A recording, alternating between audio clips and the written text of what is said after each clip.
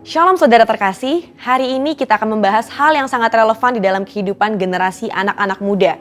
Dan tentunya juga memberikan kekuatan kepada setiap kita yang mendengar. Di tengah dunia yang serba cepat perubahannya, akibat yang ditimbulkan adalah ketidakpastian akan masa depan dan adanya perasaan fear of missing out atau FOMO. Inilah yang seringkali saya tanyakan pada diri saya sendiri sebagai anak muda. Nanti ke depannya bagaimana ya hidup saya? Apakah akan berjalan baik? Apakah saya bisa memenuhi kebutuhan sehari-hari? FOMO ini adalah perasaan gengsi atau merasa kurang update dengan kejadian-kejadian yang berubah setiap hari. Bagaimana kita bisa lepas dari perasaan-perasaan ini dan mengalami kemenangan di dalam kehidupan? Dalam edisi Voice of Pentecost kali ini, kita akan membahas tentang dalam Yesus ada kepastian. Di dalam Alkitab, kita menemukan banyak tokoh-tokoh yang juga mengalami masalah dan tantangan dalam usia muda mereka. Kali ini, tokoh yang akan kita bahas adalah Yusuf. Saudara, coba bayangkan, sedari muda Yusuf mengalami penolakan dari saudara-saudaranya.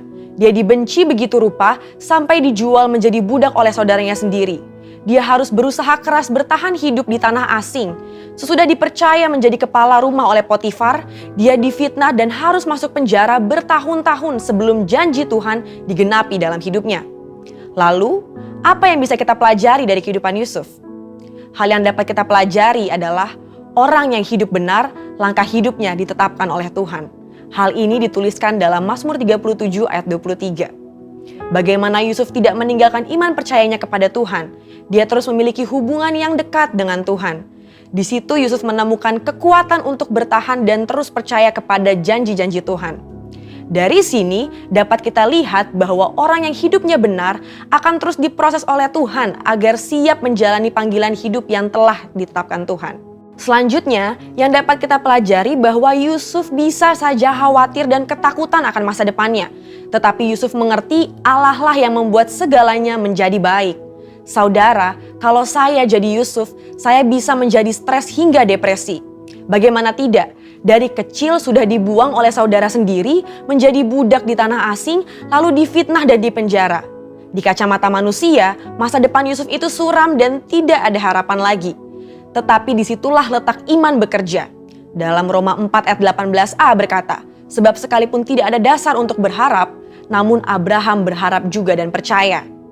Hari ini, di tengah masalah dan tantangan yang ada, kita perlu memiliki hubungan yang erat dengan Tuhan dan terus percaya kepadanya bahwa manusia bisa mereka-rekakan yang jahat, tetapi Tuhan sanggup mengubah menjadi kebaikan bagi kita semua.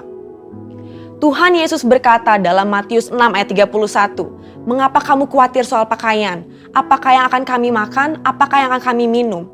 Perkataan Tuhan Yesus sangat relevan dengan generasi muda dan kita semua hari-hari ini. Bukankah ini yang dikhawatirkan oleh anak-anak muda sekarang? Bisa tidak ya saya mendapat pekerjaan? Bisa tidak ya saya mencukupi kebutuhan sehari-hari saya? Justru seharusnya generasi muda yang hidupnya di dalam Tuhan memiliki optimisme dan kepercayaan penuh kepada Tuhan bahwa Dia sanggup memelihara kita bahkan di tengah kondisi kekeringan sekalipun. Matius 6 ayat 33 dengan jelas berkata, "Carilah dahulu kerajaan Allah dan kebenarannya, maka semuanya itu akan ditambahkan kepadamu." Tapi apa ya maksudnya?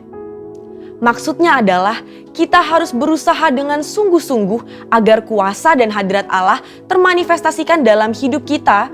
Melalui Roh Kudus, kita berusaha untuk mentaati perintah Kristus. Hidup benar, tidak hidup dalam dosa, bekerja dengan cara yang benar, maka berkat Tuhan akan tercurah untuk mencukupi kehidupan saudara dan saya.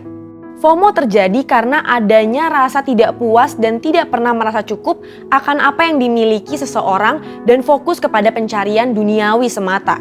Tertulis dalam Kolose 3 ayat 2 bahwa pikirkanlah perkara yang di atas bukan yang di bumi. Sembari kita bekerja, bersekolah, dan berusaha di dunia ini, Alkitab juga mengajarkan untuk mulai membangun kehidupan kekal kita dari sekarang.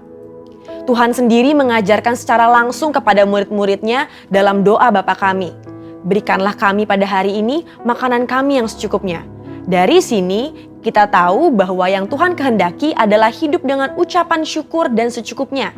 Selain itu, Paulus juga memberikan nasihat kepada Timotius tentang ibadah yang disertai dengan rasa cukup akan memberikan keuntungan yang besar. Jadi, kesimpulannya adalah setiap generasi akan memiliki masalah dan tantangannya sendiri-sendiri. Tetapi janji firman Tuhan adalah ya dan amin bagi semua orang yang percaya. Sekalipun janji Tuhan tampaknya belum digenapi, kita belajar untuk terus berharap hanya kepada Tuhan Yesus sesuai dengan firman-Nya. Di dalam Tuhan Yesus ada kepastian mengenai masa depan kita di tengah dunia yang serba tidak pasti. Bagian kita adalah berpegang terus pada firman yang Tuhan perintahkan. Saudara, untuk penjelasan lengkapnya dari tim teologi kami, silahkan klik link yang ada di atas atau scan QR Code yang tersedia. Tuhan Yesus memberkati.